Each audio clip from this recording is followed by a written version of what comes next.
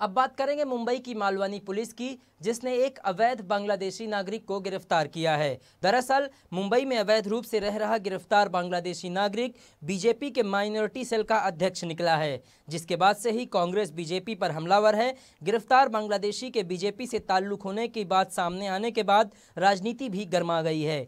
जहां एक और कांग्रेस प्रवक्ता सचिन सावंत ने बीजेपी से सवाल किया है कि क्या बीजेपी का यही संघ जिहाद है, तो वहीं दूसरी तरफ उत्तर मुंबई लोकसभा क्षेत्र के बीजेपी सांसद गोपाल शेट्टी ने भी पलटवार किया है। आपको बता दें कि पकड़े गए बांग्लादेशी नागरिक का नाम रुवेल शेख है, जिसकी उम्र 24 साल के आसपास है।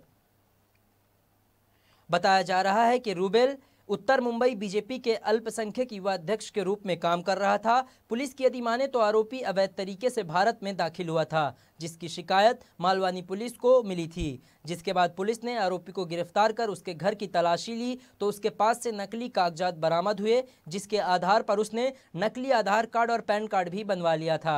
वहीं गिरफ्तार आरोपी इस समय जुडिशियल कस्टडी में है। पुलिस के मुताबिक रुवेल शेख बांग्लादेश के जारसूर जिले के बोलवलिया गांव का रहने वाला है और 2011 में बिना किसी कागजात के भारत में दाखिल हो गया था। वहीं इस मामले को लेकर बीजेपी और कांग्रेस में बयानबाजी भी तेज हो गई है। इस मामले में कांग्रेस के प्रवक्ता सचिन सावंत ने बीजेपी पर हमला बोलते हुए कहा कि कुछ बीजेपी के पदाधिकारी गौ माता की तस्करी करते हुए पाए गए थे, तो कुछ की पहचान आईएसआई एजेंट के रूप में भी हुई थी। वहीं इन सब के बाद अब उत्तर मुंबई बीजेपी के माइनॉरिटी सेल का जिला अध्यक्ष बांग्लादेशी निकला।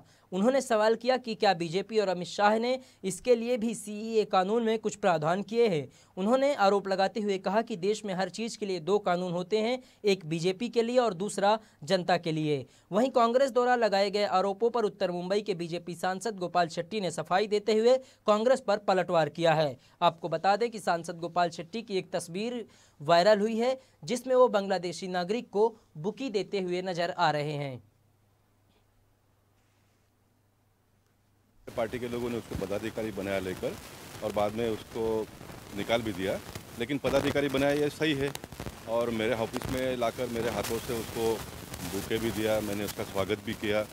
और मेरा सिस्टम आपको मैं बताता हूँ, जितने भी लोग देश में घूमते हैं फिरते हैं वो उनके साथ में मैं फ़ोटो निकालता हूँ, कोई भी होगा तो।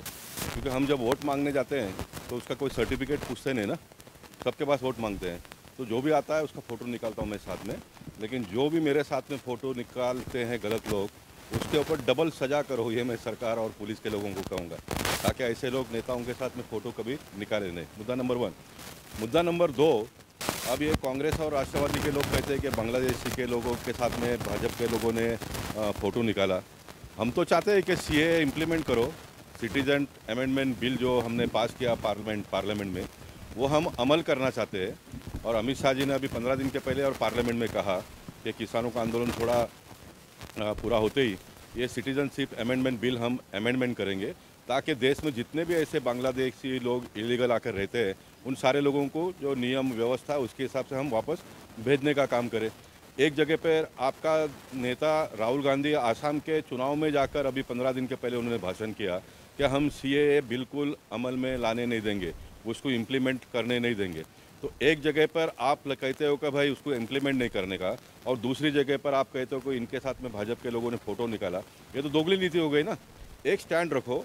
हमारा स्टैंड ये है कि जितने भी बांग्लादेश से गलत लोग आए हैं देश में, वो सारे के सारे लोगों को वापस भेजने का काम भारतीय जनता पार्टी करेगी। और कम से कम इस काम में हम चाहते हैं कि सब लोग साथ में आए।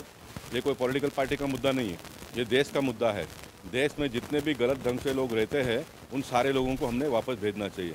अब हम मुंबई की अगर बात करें तो मुंबई शहर में बाला साहब ठाकरे जी ने बांग्लादेशी मुसलमानों के बारे में बहुत बड़ा मुहिम चलाया, हम सब लोगों ने मिलकर चलाया।